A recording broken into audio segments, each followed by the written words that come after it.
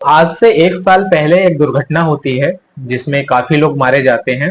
और जब उनकी डेड बॉडी को उनके परिजन लेने के लिए आते हैं तो पुलिस कहती है भाई 50,000 रुपए दो और अपने डेड बॉडी को ले जाओ। नमस्कार दोस्तों, मेरा नाम है अनुराग और आप देखना चालू कर दिए हैं the CL Anurag YouTube channel.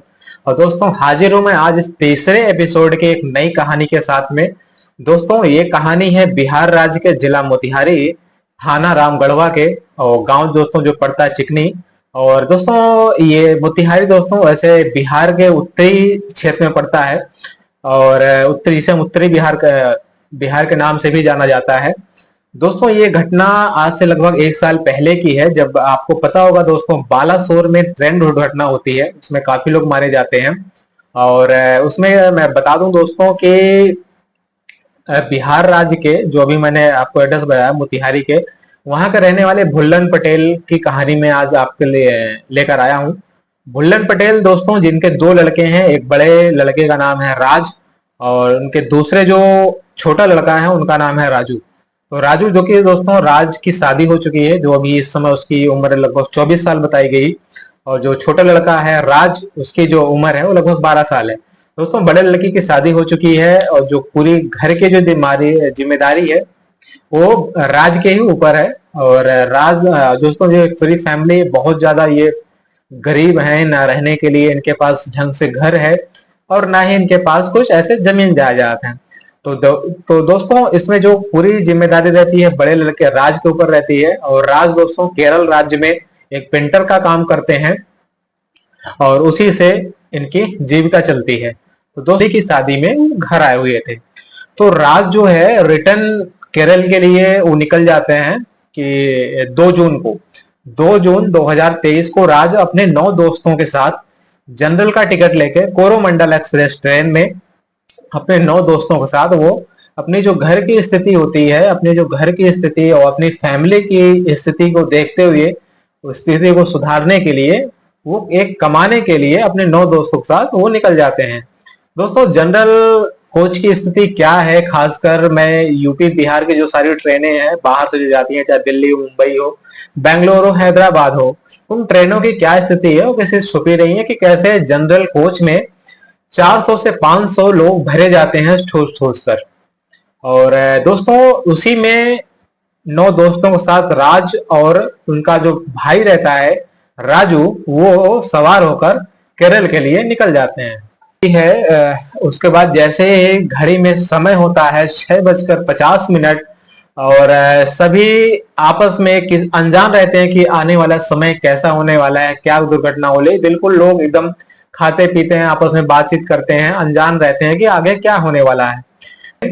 Balasore railway station के पास पहुंचती है और सामने से जो सिग्नल होता है वो पूरा ग्रीन होता है, लेकिन जो पटरी का चेंजिंग वाला पटरी चेंज वाली होती है वो चेंज नहीं रहता है, बल्कि लूप लाइन की तरफ रहता है। वो उसकी जो लाइन होती है वो क्लियर नहीं होती है। तो दोस्तों, उस पे जो खड़ी रहती है मालगाड़ी और जो ये कोरोमंडल एक्सप्रेस ट्रेन होती है वो जाके सीधा सीधा ना जाकर वो मालगाड़ी से टकरा जाती है।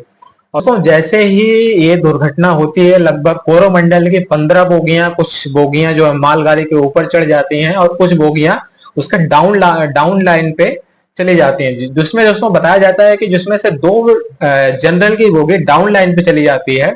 और दोस्तों, उसी टाइम डाउन लाइन पे जो है हावड़ा और बेंगलुरु को चलने वाली सुपर फास्ट ट्रेन जो कि आ रही होती है, और उसका भी दोस्तों सिग्नल का कुछ उसे अंदाजा नहीं होता है कि अचानक से आगे क्या होने वाला है। उस पटरी पे जो बोगियां पड़ी रहती हैं दोस्तों, वो क्या होता है, ट्रेन वो बोगियों टकरा जाती है और वो भी ट्रेन पूरी तरीके से दुर्घटनाग्रस्त हो जाती है। और देखते ही देखते दोस्तों दोनों ट्रेनों का जो टकराव होता है और वहां पे जो चीख पुकार मचती है, बहुत ही ज्यादा भयावह हो जाता है, बहुत ज्यादा दर्दनाक हो जाती है। वहां पे दोस्तों जो भी प्रत्यक्षदर्शी है दोस्तों बताते हैं कि वहां का जो मंजर था वो काफी भयावह था। किसी का सर नहीं है, किसी का धड़ नहीं है, किसी के हाथ नहीं, किसी के पैर नहीं है।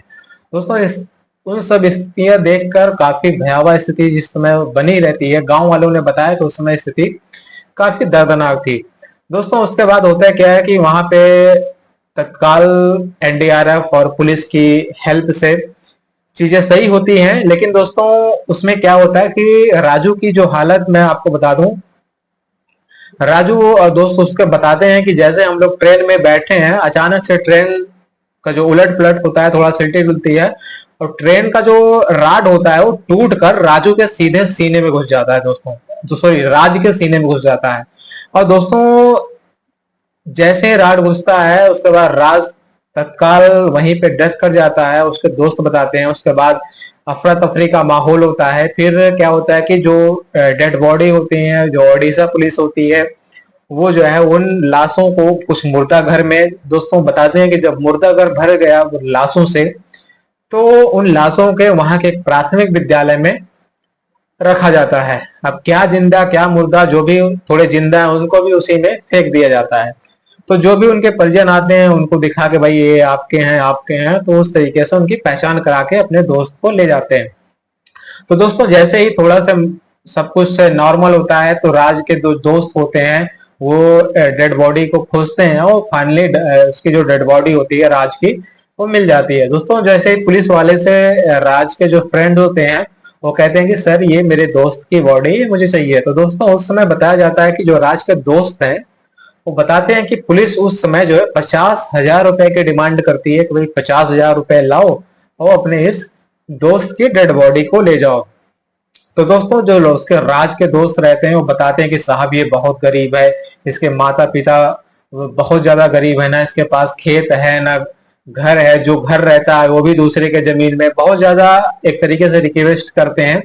लेकिन जो दोस्तों पुलिस है वो नहीं मानती है। तो फिर अंत में राज के दो दोस्त होते हैं, ये भुल्लन पटेल यानी जो राज के पिताजी हैं, उनको कॉल करते हैं कि बाबूजी ऐसी ऐसी बात है और राज की जो डेड बॉडी है ये नहीं दे रहे हैं और 50,000 की डिमांड करते हैं। वैसे भी दोस्तों एक तरीके से कि उसका जो पिता होता है काफी विवश होते हैं बुल्लन जी, और अपने बेटे के जो अंतिम दर्शन होते हैं, अंतिम क्षण होते हैं कि मैं उनको देख लूं अपने बेटों को, तो कोशिश करते हैं। अब क्या करते हैं कि उनके पास चूंकि कोई ऐसा वो है नहीं, ने बहुत ज्यादा गरीब रहते हैं, तो गांव में दोस्तों वो चंदा मांगकर इकट्ठा करते हैं पैसे, और पैसे को भिजवाया जाता है और फाइनली जो है राज की डेड बॉडी आती है इनके। ये थी कहानी। ये कहानी आपको कैसी लगी आप मुझे कमेंट करके बताइएगा। और अंत में दोस्तों मैं यही कहना चाहूंगा कि इस घटना का तो वैसे दोस्तों बीते 1 साल हो चुके हैं, लेकिन इस घटना का जिम्मेदार कौन?